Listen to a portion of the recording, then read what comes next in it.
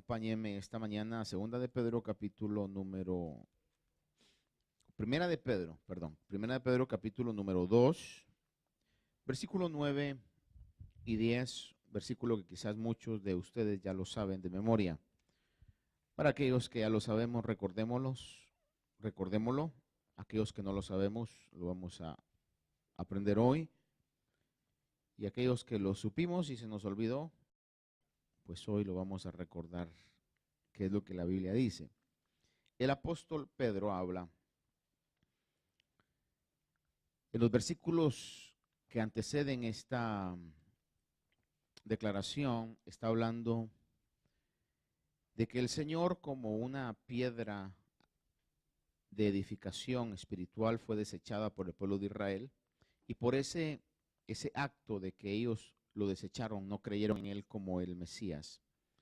Ahora nosotros tenemos la bendición de que de nosotros, los gentiles, los de diferentes pueblos, se diga esto. 9 y 10. Pero vosotros sois linaje escogido, real sacerdocio, nación santa, pueblo adquirido para posesión de Dios, a fin de que anunciéis las virtudes de aquel que os llamó de las tinieblas a su luz admirable. Pues vosotros en otro tiempo no erais pueblo, pero ahora sois pueblo de Dios. No habíais recibido misericordia, pero ahora habéis recibido misericordia. Quise tocar estos dos versículos porque quiero que usted y yo consideremos en el Antiguo Testamento declaraciones proféticas acerca del pueblo de Israel, de la nación de Israel. ¿Y dónde es que nosotros en la historia nosotros somos incluidos? ¿Y cuál es la función, el papel que debemos nosotros desarrollar? Me viene a la mente en este momento, hemos hablado sobre eso, que el Señor Jesús habló por medio de parábolas. Comparó a Israel como una viña, y a aquellos que tenían el liderazgo político y religioso como los encargados de la viña, que en algún momento quisieron adueñarse de la viña que no era de ellos. Israel es de Dios. Sin embargo, los fariseos, los saduceos, que eran los líderes políticos y religiosos, cuando llegó Jesús siendo él el Mesías, porque yo creo que él es el Mesías esperado por Israel, todas las señales se cumplieron. Ellos sabiendo, quizás la persona, diríamos, común y corriente del pueblo de Israel tendrá menos culpa, menos pecado, porque no estaba tan informado sobre todas las señales que el Mesías tenía que cumplir. Pero aquellos escribas, fariseos, saduceos, que sabían con detalle las señales que el Mesías tenía que cumplir y las vieron que Jesús las cumplió, ellos voluntariamente reprimieron al grado que llevaron a el hijo del dueño de la viña, según la parábola, a la muerte. El Señor Dios había enviado profetas, había enviado mensajeros, diciéndole a los que estaban encargados de la viña: denme los frutos que me corresponden, pero ellos no querían darle los frutos que le correspondían. Hablemos de eso, la alabanza, la gloria. Sin embargo, como un último recurso, Dios envía a su Hijo, envió a Jesús. Y en la parábola dice que aún al Hijo no lo respetaron, sino que lo mataron. Y se cumplió literalmente porque al Señor lo crucificaron.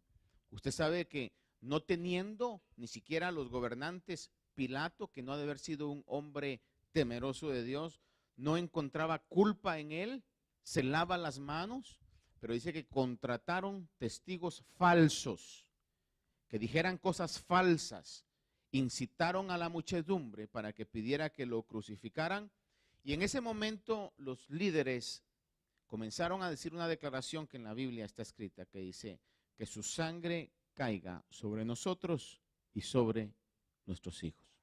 La historia lo ha comprobado. Repito, la historia lo ha comprobado, que esas palabras de automaldición han caído durante toda la historia en la nación de Israel. Pareciera ser entonces como que alguien, ignorando el mensaje bíblico, pudiera decir: Dios no quiere a Israel. Dios se olvidó de Israel.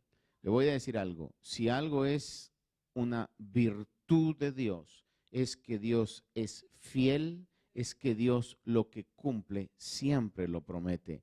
Y cuando Él escogió a Israel y lo amó, lo ha disciplinado, pero le digo algo, lo sigue amando al pueblo de Israel.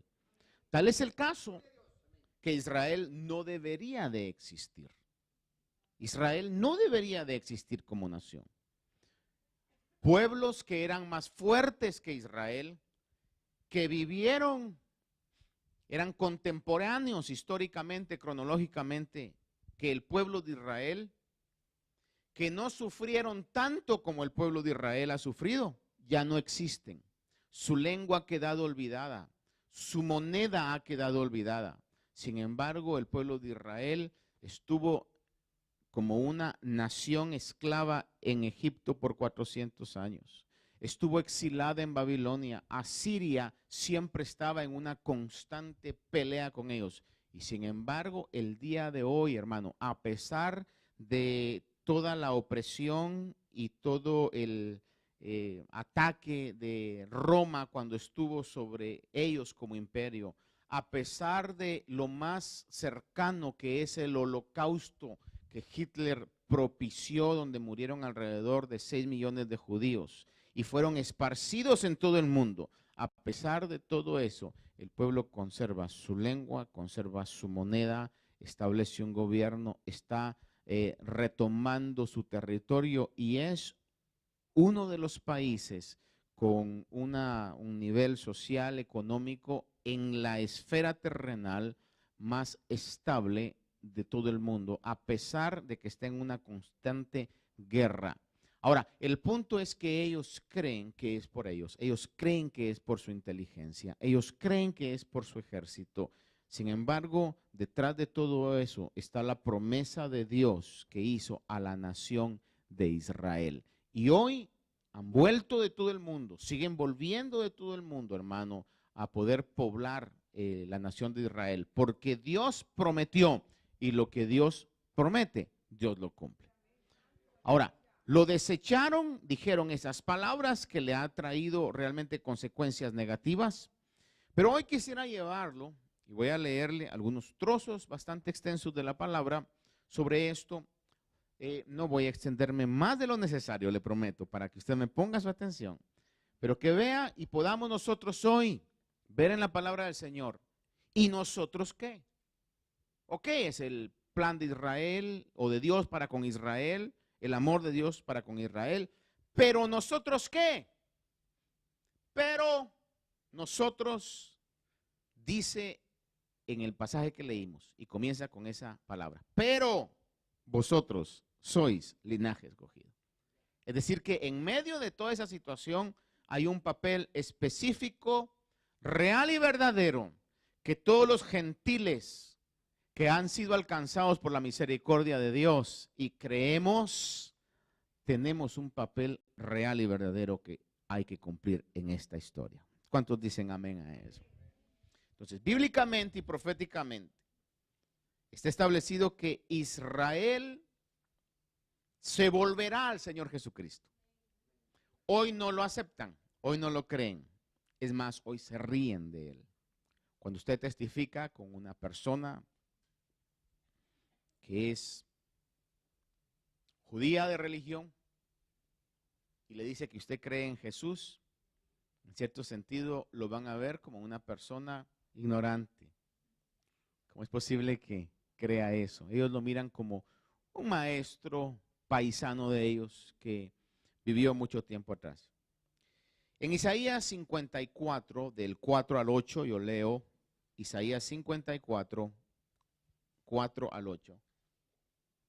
Dice el profeta: no temas, pues no serás avergonzada. Esto es para Israel, para el pueblo, para la nación de Israel. No temas, pues no serás avergonzada, ni te sientas humillada, pues no serás agraviada, sino que te olvidarás de la vergüenza de tu juventud y del oprobio de tu viudez. No te acordarás más, porque tu esposo es tu hacedor, el Señor de los ejércitos es su nombre, y tu Redentor es el Santo de Israel, que se llama Dios de toda la tierra.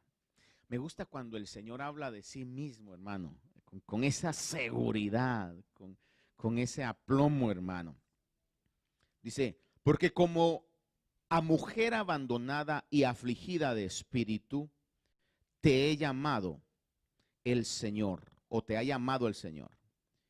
Y como a esposa de la juventud que es repudiada, dice tu Dios, por un breve momento te abandoné, pero con gran compasión te recogeré. En un acceso de ira, escondí mi rostro de ti por un momento, pero con misericordia eterna tendré compasión de ti, dice el Señor tu Redentor. Mire las palabras, con un acceso, o sea, me llegó la ira por un momento. Alguien dirá, wow, pero ese momento lleva miles de años. Es porque el Señor dice que para él, Pedro habla, ¿verdad? Un día es como 1000 años. O sea, ¿y quién de ustedes y de nosotros no ha pasado enojado con alguien un par de días? Cosa común, ¿verdad? Un par de días. Entonces dice, un par de días nada más estoy enojado con Israel. Pero dice, pero con misericordia eterna. Vea eso. Misericordia eterna. Dice, tendré compasión de ti, dice el Señor tu Redentor. Le voy a leer en Jeremías 31, del 31 en adelante.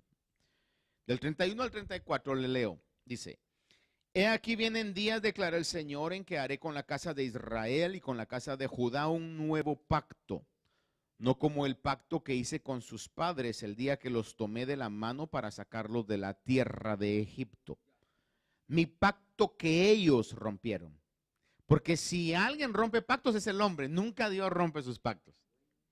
Es el hombre el que rompe los pactos. En el caso de la nación, rompió el pacto no porque Dios lo haya hecho, sino ellos. Y dice, porque este es el pacto que haré con la casa de Israel. Después de aquellos días, declara el Señor, pondré mi ley dentro de ellos y sobre sus corazones la escribiré, y yo seré su Dios y ellos serán mi pueblo.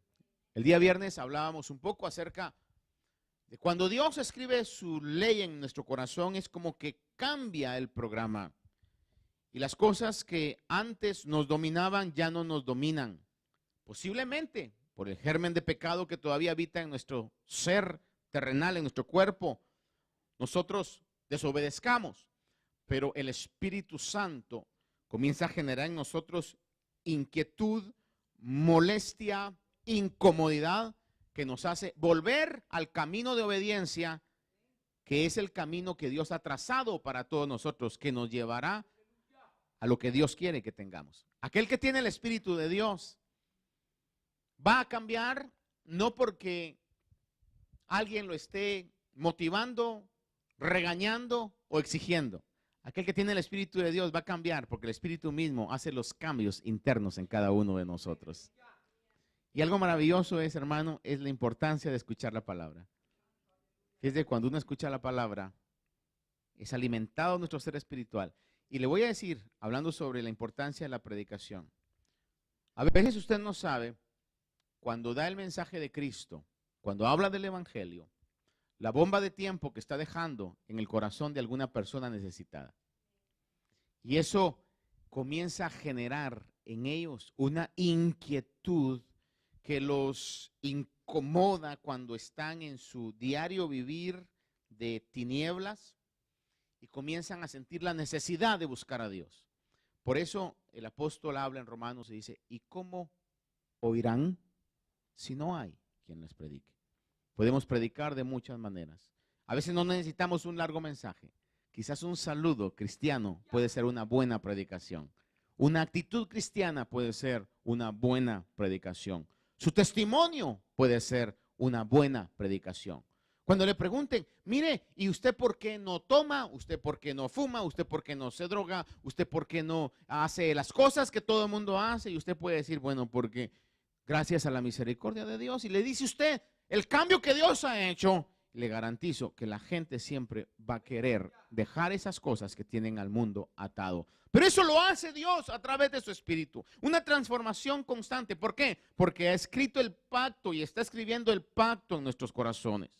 Está escribiendo aquí, no mentirás. Y entonces ya no necesitamos que nos digan, no sea mentiroso, sino que algo del programa interno nos hace que cada vez, si en dado caso mentimos, nos sintamos mal, nos arrepintamos y pueda nuestra vida ser llena de la verdad, hermano. Dios está escribiendo su pacto. Y es lo que dijo a Israel, llegará un día donde voy a escribir mi pacto en sus corazones. Ya no van a necesitar que la ley esté en tablas, en las sinagogas.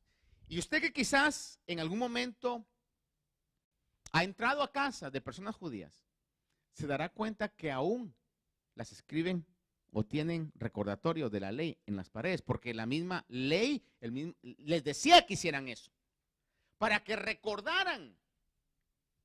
Es decir, hay algo, los mismos psicólogos hablan acerca de esto, de que cuando algo se repite constantemente, se hace una costumbre.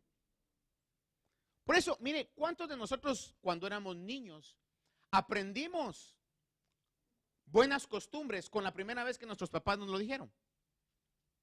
¿Habrá alguien aquí que aprendieron la primera vez que su papá le dijo, no hable con la boca llena? ¿Cuántos de aquí necesitamos a lo menos unas 5 veces o más? Levanten la mano aquellos que necesitamos eso. Y muchos no necesitamos no solamente palabras, sino que otras acciones un poquito más violentas para que aprendiéramos. Una de las clásicas es, no sé si todavía se mantenga, pero a mí me enseñaron, en pláticas de adultos no se meta. ¿A cuántos nos enseñaron eso? Quisiera ver la mano de aquellos que les enseñaron eso. ¿Verdad? Mi madre, que es de un espíritu tierno, dulce, maravilloso. Fíjese que tenía una táctica tan linda, tan sutil. Porque cuando uno se metía, me decía con todo cariño, Martincito, venga para acá, siéntese para acá, mi amor, me decía. Y me pasaba su mano así tierna por acá, pero se paraba de mi oreja.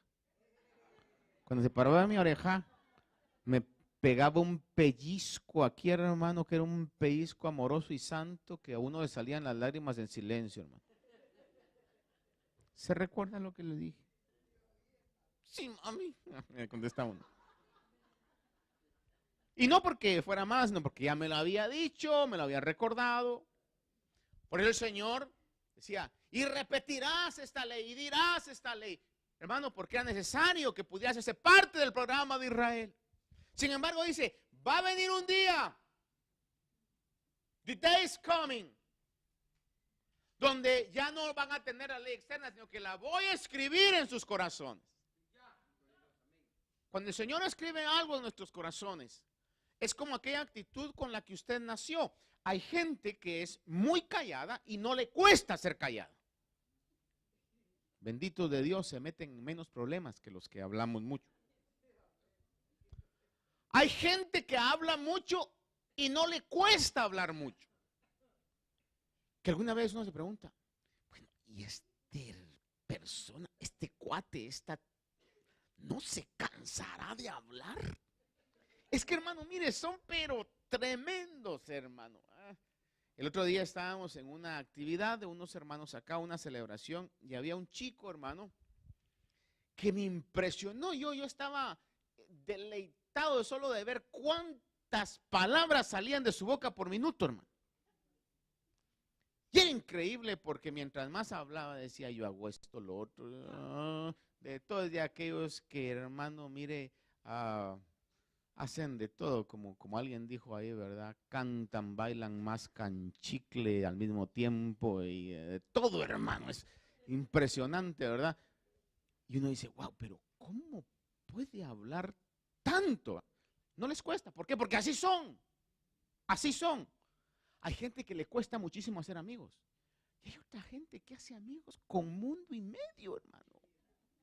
No le cuesta para nada, hermano. Quien está enfrente, hermano, ya es su amigo, ¿verdad? ¿Sabe usted que yo en lo personal, fíjese que tuve que desarrollar algo porque por cuestiones de la vida, trabajo y labores de mis padres, cuando yo estaba chico, se movieron mucho. Estábamos en un lugar, no, perdón, no era que se movían mucho, era una combinación de ambas cosas, pero me cambiaban mucho de lugares donde yo estudiaba, de escuela, de colegio. Entonces yo venía, hermano, y era la primera vez, ¿verdad? Me tomó en los primeros años de la escuela 2 años para hacer amigos, y eran mis amigos. Estudié en un lugar, creo yo, como 3, 4 años. De ahí, casi cada año me estaba cambiando de escuela. Entonces yo no me daba el lujo de esperar 6 meses para hacer amigos. Cuestión de 3, 4 días después ya tenía que tener amigos, hermano. Porque decía, solamente tengo 1 año, me va a pasar 6 meses aquí solito. No, y entonces desarrollé algo que en la misericordia de Dios llegaba, y aunque no me querían hablar, yo hablaba y les preguntaba y hacía, y de repente ya eran mis amigos, pero por la necesidad. No era tanto porque yo así fuera, pero hay gente que es natural, que lo hace. ¿Por qué? Porque dentro de ellos, en su programa, como Dios los envió al mundo, así son. Y para ellos no es difícil y ellos se sorprenderán. Pero bueno, ¿y usted por qué no puede socializar? Y la otra persona le dirá, no puedo, me es difícil, no sé cómo usted le hace. Pero la otra persona es buenísima para eso porque lo tiene innato. Imagínense que Dios escriba santidad a Jehová en su corazón. El mismo diablo le va a poner las deleites más grandes del pecado, pero usted no le va a traer, hermano.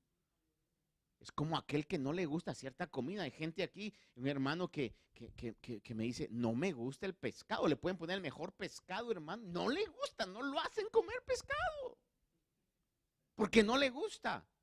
¿Ya? A ese hermano nada más hay que cambiarle, quitarle una S nada más y está a punto de ser el santo de los santos, hermano. En lugar, se le quita la S, no le gusta el pecado, sería maravilloso, ¿verdad?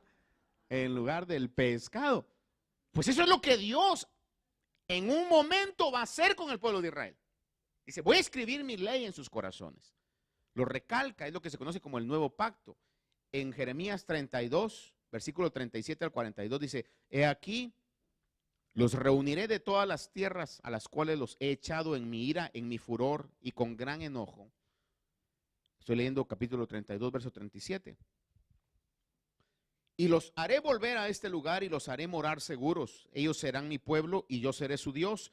Y les daré un corazón, un solo corazón y un solo camino, para que me teman siempre, para bien de ellos y de sus hijos después de ellos. Haré con ellos un pacto eterno, por el que no me apartaré de ellos para hacerles bien, e infundiré mi terror en sus corazones para que no se aparten de mí. Mire eso. Voy a poner en sus corazones para que nunca se aparten de mí. Me regocijaré en ellos haciéndoles bien y ciertamente los plantaré en esta tierra con todo mi corazón y con toda mi alma. Porque así dice el Señor, como he traído a este pueblo toda esta gran calamidad, así he de traer sobre ellos todo el bien que les prometo. Eso no lo ha dicho cualquier diosito inventado de los hombres. Eso lo ha dicho el Señor del cielo y de la tierra. Por eso es que Israel es lo que es y va a hacer lo que va a hacer. Y esto no lo dice nada más Jeremías, no lo dice nada más Isaías, Ezequiel 36, Oseas 14, Joel 3, Amós 9, Sofonías 3, Zacarías 12, Malaquías 3.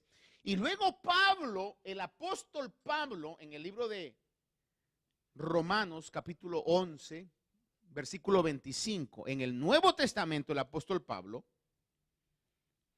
que él era fariseo, era un religioso antes de que tuviera ese encuentro con el Señor Jesús. Era un religioso aplicado y destacado.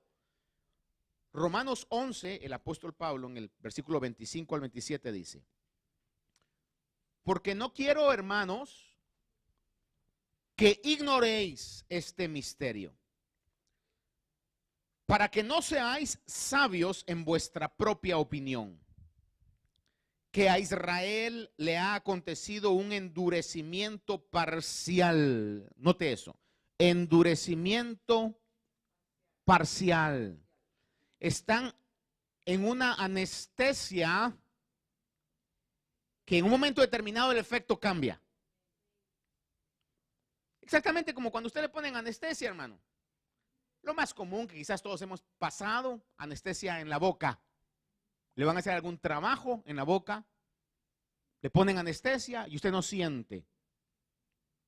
Eso no quiere decir de que no esté sufriendo sus nervios, sus músculos y tejido. Cuando viene la anestesia, entonces usted comienza, ay, vea cómo me duele. Imagínese que le hubieran hecho eso sin anestesia. Yo veo cuando voy con la dentista, me dice Martín, ¿quiere o no quiere anestesia? Le digo, depende de qué es lo que va a hacer. Me dice, va a ser un toquecito nada más. Pruebe pues, le digo, pero no se asuste si brinco.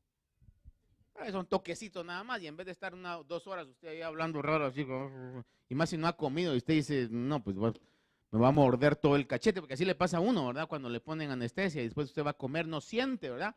Y usted dice, qué rara esta carne, si es la suya, se está mordiendo usted mismo ahí, ¿verdad? Después termina usted con esto todo adolorido porque no siente. De igual manera, hermano, es como que Israel estuviera en una anestesia parcial, pero va a pasar. Pareciera como que espiritualmente están insensibles y muertos, pero va a pasar. El pueblo, y si hoy es lo que es, y si hoy es bendición para el mundo, por lo en su estado de humillación, ¿qué será cuando esté exaltado, hermano? Maravilloso.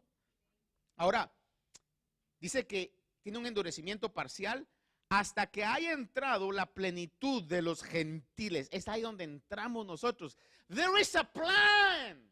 There is a purpose.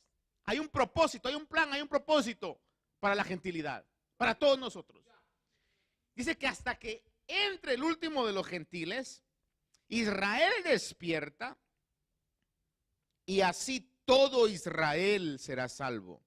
Tal como está escrito, el libertador vendrá de Sión, apartará la impiedad de Jacob, y este es mi pacto con ellos cuando yo quite sus pecados.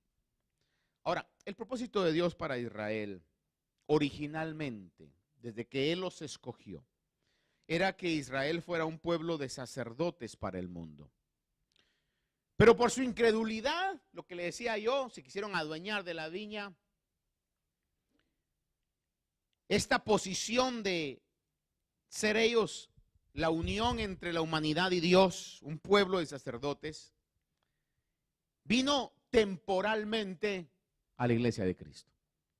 Hoy la unión entre el mundo y Dios es la iglesia de Cristo. Te repito, hoy la unión entre el mundo y Dios es la iglesia de Cristo. ¿Y quién es la iglesia de Cristo? Todos aquellos que tienen una membresía en una iglesia, todos aquellos que los domingos o cualquier otro día se reúnen en un edificio. No, Señor, la iglesia de Cristo son aquellos que han nacido de nuevo. Aquellos que el Espíritu les ha cambiado la vida, les ha cambiado la existencia. Iban en un rumbo normal como todo ser humano va y de repente pasó algo de una manera extraña, variable en muchos. El nuevo nacimiento viene de una manera y en otros de otra forma, pero aquellos que han nacido de nuevo son parte de la iglesia de Cristo. Tienen el Espíritu Santo de Dios morando dentro de sus corazones. Tienen parte de Dios y por ese Espíritu que tenemos, que es parte de Dios mismo, Él nos ama con un amor eterno y va a cumplir sus propósitos en nosotros. Ahora la iglesia de Cristo es la unión entre la humanidad y Dios. Usted si es nacido de nuevo, yo si soy nacido de nuevo, Somos la unión entre la humanidad y Dios. Por eso tenemos un papel importante. Por eso dice en 1 Pedro 2:9, pero vosotros sois linaje escogido, real sacerdocio, pueblo adquirido para posesión de Dios.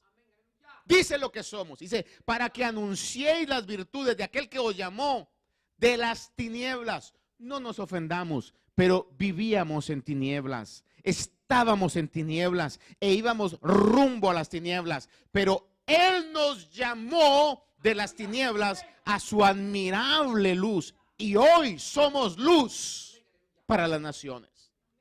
That's what we are. Esa es nuestra verdadera identidad. Y mire, le voy a decir, y el diablo va a querer que usted no hable. Punto número 1, va a querer que usted no lo sepa eso. Pero hoy yo se lo recuerdo. Segundo, va a querer que no lo crea. Pero en el nombre del Señor, el Espíritu escribe hoy esa verdad en sus corazones y usted va a salir de este lugar creyendo que es la luz para las naciones. Y tercero, va a querer que no actúe. Pero en el nombre del Señor nos vamos a levantar y vamos a tomar nuestro lugar en la historia y vamos a hacer lo que tenemos que hacer. La iglesia es la unión entre la humanidad y Dios. Usted si es parte de la iglesia, yo si soy parte de la iglesia, somos la unión, el pueblo del sacerdocio que el Señor originalmente quiso para Israel. Ahora, esto quiere decir que temporalmente, y uso esta palabra, temporalmente, estamos funcionando en igualdad los gentiles creyentes, nosotros estamos siendo iguales en función, nosotros que no éramos pueblo, con el Israel de Dios, y aclaro, el Israel de Dios. ¿Cuál es el Israel de Dios? Bueno, el Israel de Dios es la iglesia de Cristo, pero también aquellos israelitas que son en carne israelitas, descendencia física de Abraham, pero que también creen en Jesús. Y esto lo dice en Gálatas capítulo 6, versículo 15 y 16, dice, porque ni la circuncisión es nada, que es la señal, no voy a decir la señal clásica, es la señal del judío. Dice, ni la circuncisión es nada, ni la incircuncisión, sino una nueva creación. Repito, una nueva creación. El Espíritu comienza a generar deseos nuevos, anhelos nuevos, cosas nuevas dentro de uno. Y a los que andan conforme a esta regla o a esta manera de vida, paz y misericordia sea sobre ellos y sobre el Israel de Dios. Ahí nos iguala. Ahí dice, a los que tienen este nuevo nacimiento, paz sea sobre ustedes como el Israel de Dios. Entonces, la palabra claramente habla de que hay un papel que nosotros estamos jugando. Ahora, esta bendita interrupción, le llamo yo bendita interrupción en el curso lógico de los eventos de la humanidad, esa ceguera parcial de Israel o esa pausa en el plan de Dios para el pueblo de Israel, fíjese que nos hace ver que las promesas que fueron dadas a Israel nos alcanzan a nosotros hoy, siempre y cuando actuemos con fe, y repito, siempre y cuando actuemos con fe. Las promesas para el pueblo de Israel pueden ser para nosotros hoy, siempre y cuando actuemos con fe. Porque les recuerdo lo que dice la palabra, sin fe es imposible agradar a Dios. Porque es necesario que el que se acerca delante de Dios crea que Él existe y que es galardonador de los que le buscan. Crea hoy que cuando usted y yo buscamos a Dios, servimos a Dios, nos damos para Dios, Dios no se va a quedar con nada. Va a recompensar a nuestra vida en esta vida y en la vida eterna mayores bendiciones para todos. Porque su palabra dice, Él es recompensador de los que le buscan. Pero hay que creer esa palabra. ¿Cuántos de aquí queremos ser bendecidos? En esta vida y en la eternidad, seguro, hermano, va a haber una bendición incomparable. We have to believe it. Tenemos que creerlo constantemente. El enemigo lo número uno que quiere es que usted y yo dejemos de creer.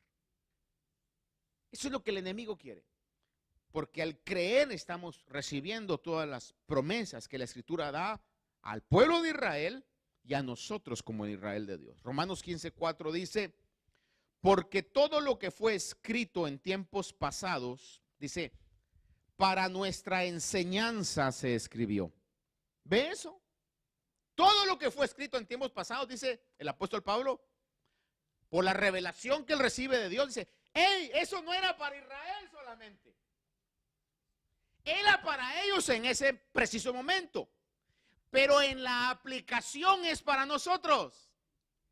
That's for you, that's for me, now. Es para nosotros hoy. Dice, para nuestra enseñanza se escribió, a fin de que por medio de la paciencia y el consuelo de las Escrituras tengamos esperanza. 1 Corintios 10, versículo 5, voy a leer del 5 al 11, dice, 1 Corintios 10, del 5 al 11. Sin embargo, hablando que el pueblo de Israel salió de Egipto a la tierra prometida, dice, sin embargo, Dios no se agradó de la mayor parte de ellos, pues quedaron tendidos en el desierto. Oiga esto, estas cosas sucedieron como ejemplo para ¿quiénes? Les pasaron a ellos, pero el objetivo de Dios en su conocimiento eterno era que eso que estaba pasando en Israel fuera un ejemplo para nosotros. Dice, sucedieron como ejemplo para nosotros, a fin de que no codiciemos lo malo como ellos lo codiciaron, no seáis idólatras como fueron algunos de ellos. Según está escrito, el pueblo se sentó a comer y a beber y se levantó a jugar. Ni forniquemos como algunos de ellos fornicaron, y en un día cayeron 23,000. Ni provoquemos al Señor como algunos de ellos le provocaron y fueron destruidos por las serpientes. Ni murmuréis como algunos de ellos murmuraron y fueron destruidos por el destructor. Escuche esto una vez más. Estas cosas les sucedieron como ejemplo, y recalca lo que leíamos anteriormente en Romanos, y fueron escritas como enseñanza para ¿quiénes? Para nosotros, para quienes ha llegado el fin de los siglos. Por eso decía el hermano Oscar hoy, hermano, el fin se acerca. Y estas cosas fueron escritas para nosotros. Y hoy más que nunca, now more than ever, we have to pay attention to that. Y si hay murmuración, y si hay idolatría, y si hay fornicación, y si hay todas estas cosas, debemos saber que ese no es el plan de Dios para mi vida. El plan de Dios para mi vida es una vida de obediencia.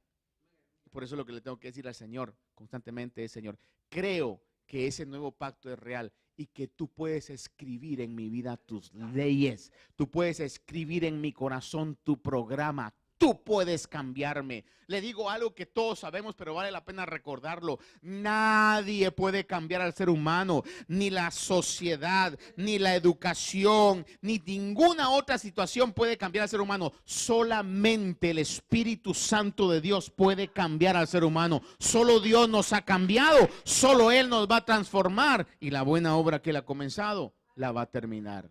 Solo Dios puede hacer eso. Por eso yo debo acercarme con fe. Señor, vengo aquí porque estoy necesitado de ti, Señor. Pero creo que algo vas a hacer este día.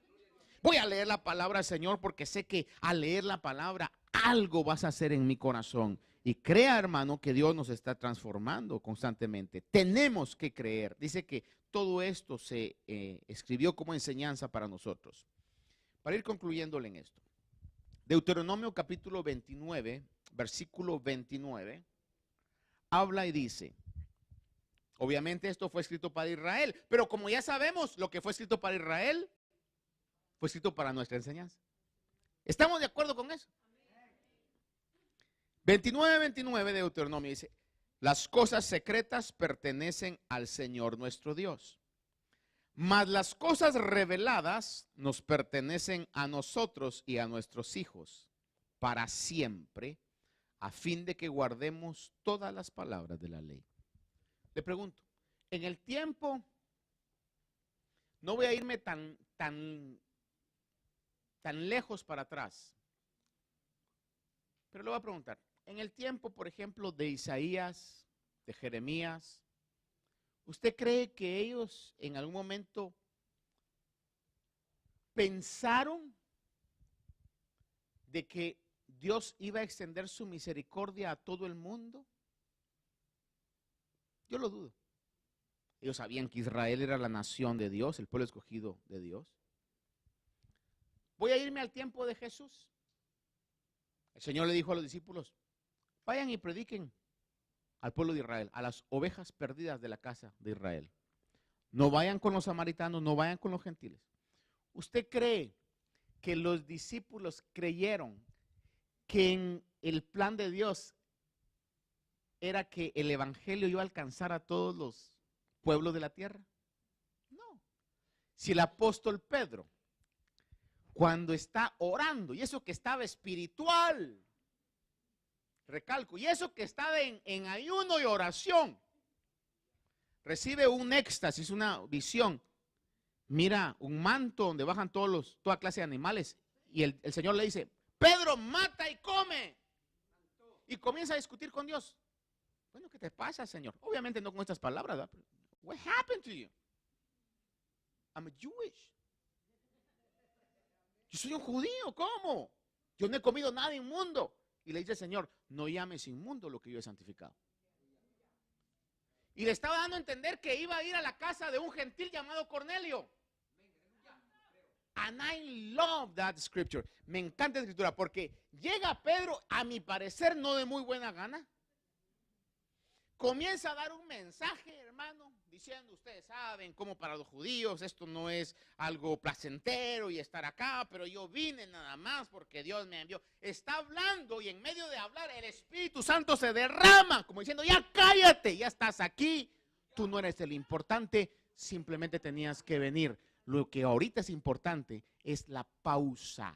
Es la misericordia bendita de Dios, que no siendo pueblo nosotros, nos ha incluido, nos ha abrazado en su misericordia, para que hoy seamos el vínculo entre la humanidad. Y comienzan a hablar en otras lenguas, hermano. Y entonces Pedro se queda atónito. Ese misterio, amén. Lo misterioso le pertenece a Dios. Pero el misterio de que el Señor iba a incluir a los gentiles, ya fue revelado. Ahora ya no es noticia eso. Pero tenemos que creerlo. Entonces, en Deuteronomio 30, no le voy a leer todo el capítulo porque dije que iba a terminar y no quiero pecar de mentiroso esta mañana. Le conté una vez que estábamos en un parque y una señora viene y dice que no me estaba diciendo a mí, creo yo, pero dice que le estaba diciendo a un pastor un día, mire, ustedes los pastores dicen de que uno no tiene que estar pecando, pero ustedes son pecadores. Así, señora, le dice, ¿y en qué? Le dice, va. Usted es un pecador, le dice el pastor. ¿En qué? Es mentiroso, le dice. No me diga, ¿y cuándo yo le he mentido? Todos los domingos, dice. Está, ahora termino, y nunca termina.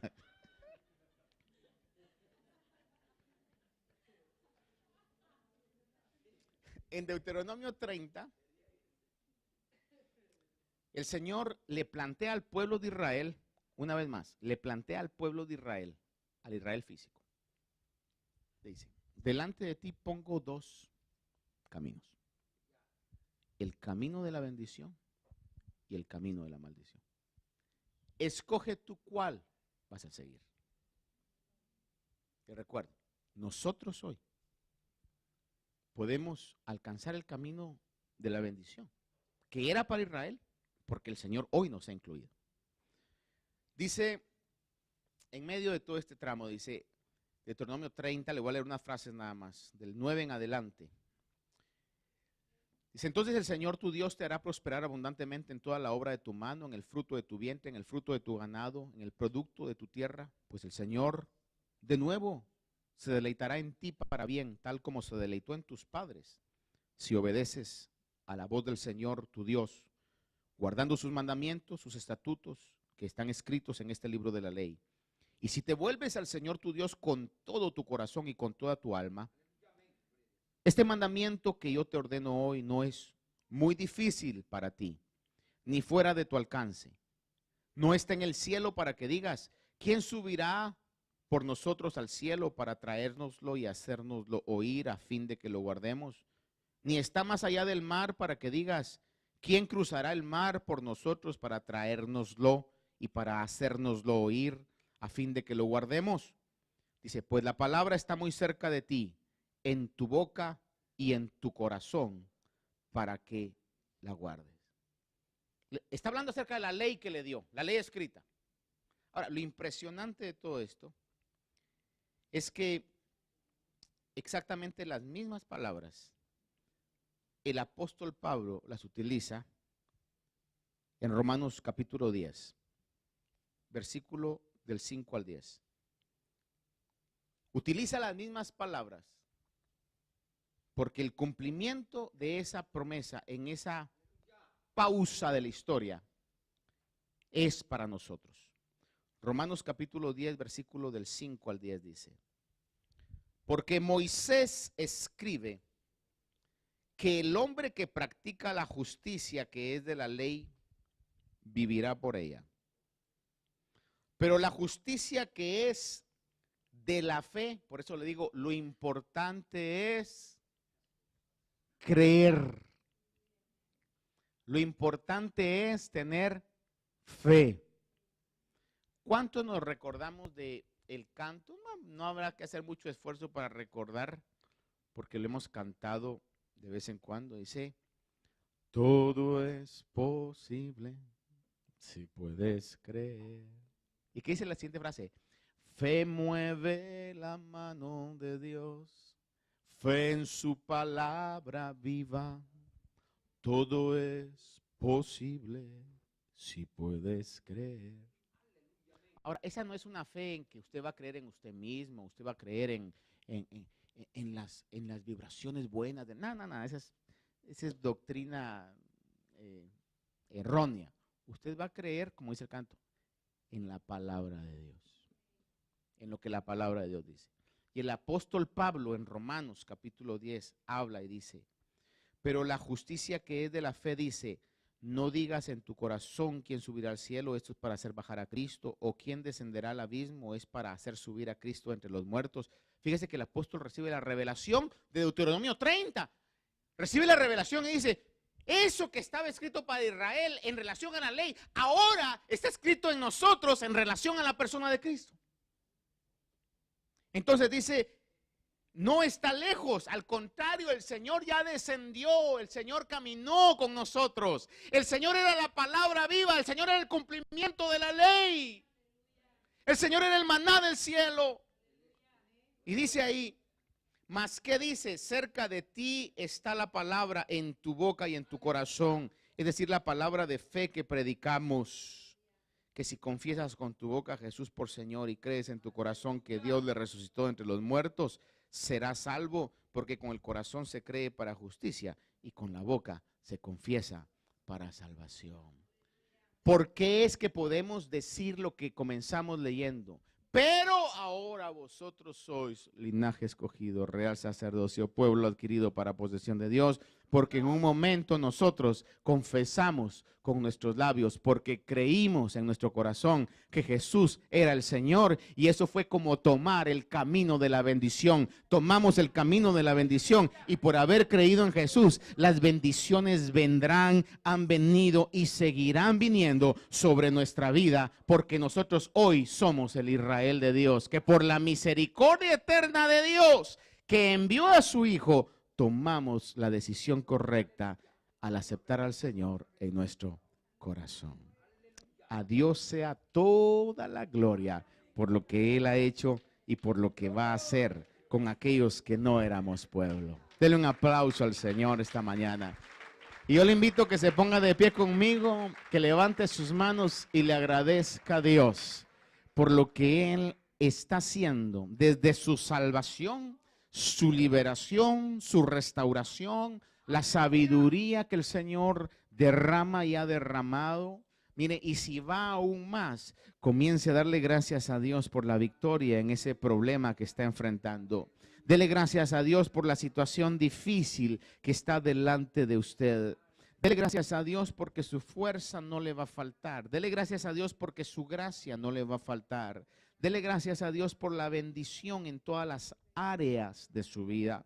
Si se atreve a ir más allá esta mañana, dele gracias a Dios por lo que va a hacer con los suyos. Dele gracias a Dios por lo que va a hacer con su familia, su esposa, sus hijos, su esposo. Dígale, Señor, yo he creído, Señor, y tu palabra establece, y tu palabra dice, Señor, que para aquel que cree, todas las cosas son posibles. No estamos creyendo una fantasía, una invención humana, Señor. Creemos que nosotros, por lo que tu palabra dice, hoy somos el Israel de Dios. Si usted lo cree, agárrelo hoy esta mañana, agárrelo hoy esta mañana en su corazón. Que la ley de Dios sea escrita en su corazón. Que usted salga hoy creyendo que es una nueva creación, que es linaje escogido, que es real sacerdocio, que es el pueblo adquirido para posesión de Dios. Donde haya nacido, quien sea que hayan sido sus padres o sus abuelos, eso no importa, eso no marca la diferencia. Es lo que espiritualmente Dios ha hecho en su vida lo que marca la diferencia. Considere su vida como ese vínculo entre la humanidad y Dios. Y sepa que por eso Dios lo va a bendecir. Y sepa que por eso Dios lo quiere capacitar. Y sepa que por eso Dios quiere darle las gracias espirituales, los dones espirituales, la fuerza espiritual, la ayuda espiritual. No por lo que nosotros éramos, sino por lo que hoy nosotros somos. Aleluya.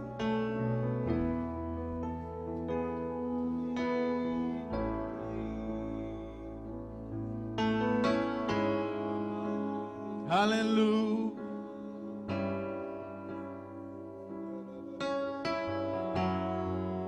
Sí que sin merecer dio su sangre al Mesías, y las voces de un millón de años